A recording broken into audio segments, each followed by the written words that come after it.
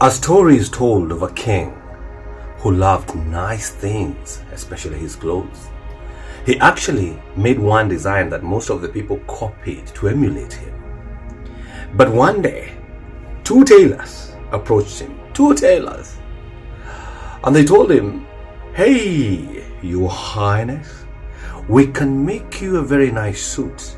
And when you wear that suit, you'll be able to know who is foolish, who is incompetent, and who is a liar." Those three things. And the king was like, "How would I tell that? How?" And the two tailors, now let me reveal, they were con men, they were swindlers.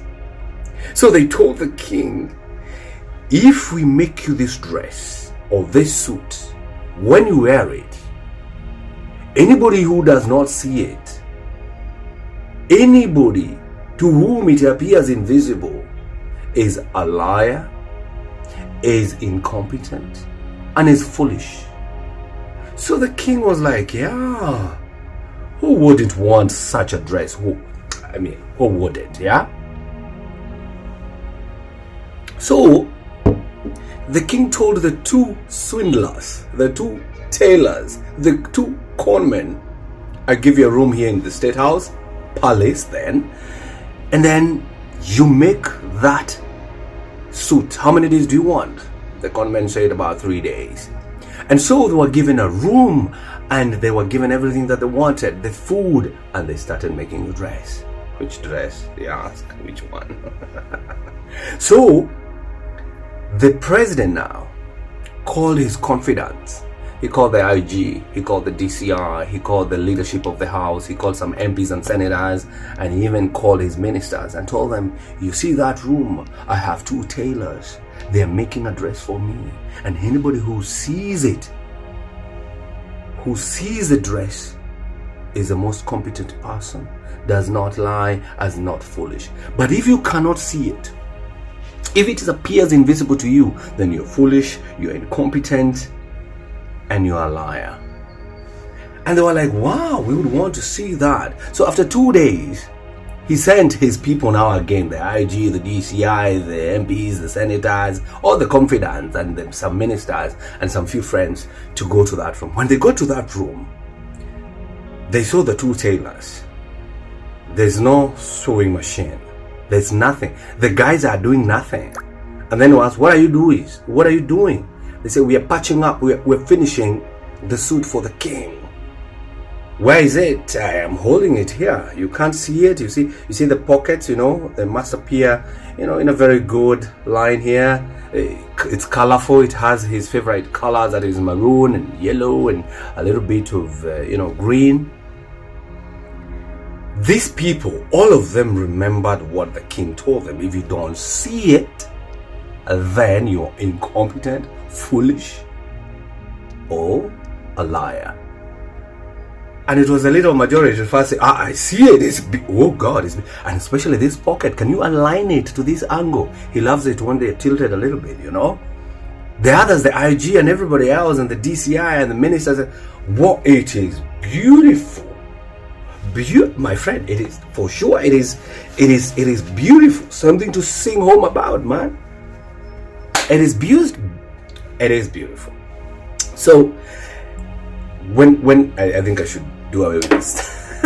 I think I should do away with it. So when they went back to the king to tell him what they saw and how beautiful the suit was, the king said, "Hey, I need a national holiday tomorrow. I have to wear it during the national holiday." And so the Minister for Interior did a gazette notice, and then the next day is a national holiday. And then the king now went to the same room to pick up his clothes, his suit. When he got in there, he found the two swindlers, the two tailors, doing a lot of nothing, but they say, "Here is your clothes." He couldn't see it. There's none. Even you can tell there's none. I'm not holding anything. There's none. But then he remembered, if my ministers saw it, my leader of majority saw it, my DCI saw it, my IG saw it, my confidant MPs and senators saw it. If I say I have not seen it, then they'll know I'm a liar. They know I'm incompetent.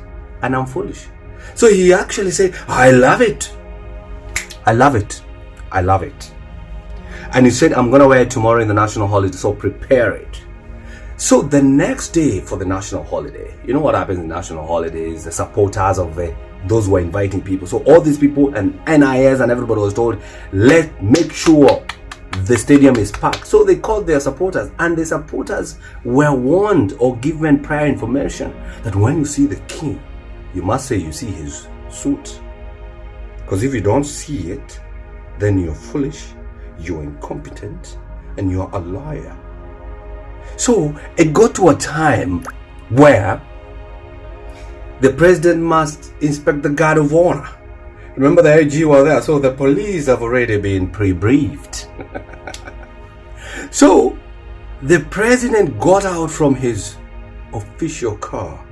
Did I say the president? Yeah, the king got out from his chariot, official chariot, to inspect the guard of honor. My friend, the guy was naked. You know, he wore something that is not there. It is invisible. So he's naked. And he's walking. And the MPs and the ministers and everybody's shouting, "Hail King! We love your clothes. We love your suit." And everybody in the stadium, "We love your clothes. The most beautiful," so that they can appear competent and not foolish and not liars. When he was about to finish inspecting the guard of honor, one boy wondered, why are they saying the king has a nice dress and the guy is naked? He shouted, "But the king is naked! The king is, why? He's naked, he's not wearing anything." And the people looked at the boy and they were like, "Oh, so somebody can see the reality." The innocence of a boy made the people change their mind, and they started saying, "The king is naked, the king is naked." And everybody was awakened to see the king is naked. The king had everybody shouting, "The king is naked, the king is naked, the king is naked." And the king pretended that everything was okay to finish inspecting the guard of honor. Inspecting the guard of honor. And then immediately, he ran to the changing room and wore some clothes. It took the innocence of a young boy, small boy, to let the whole world know the king is naked.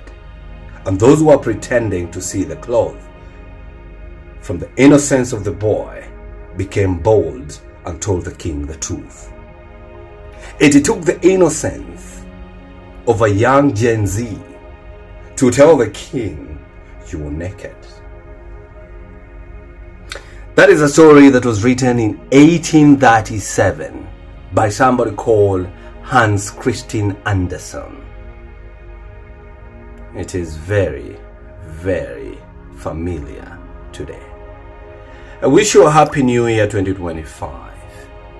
This year coming 2025, may it be the year of shouting, "The king is naked," until his people hears, until he hears to go and dress up.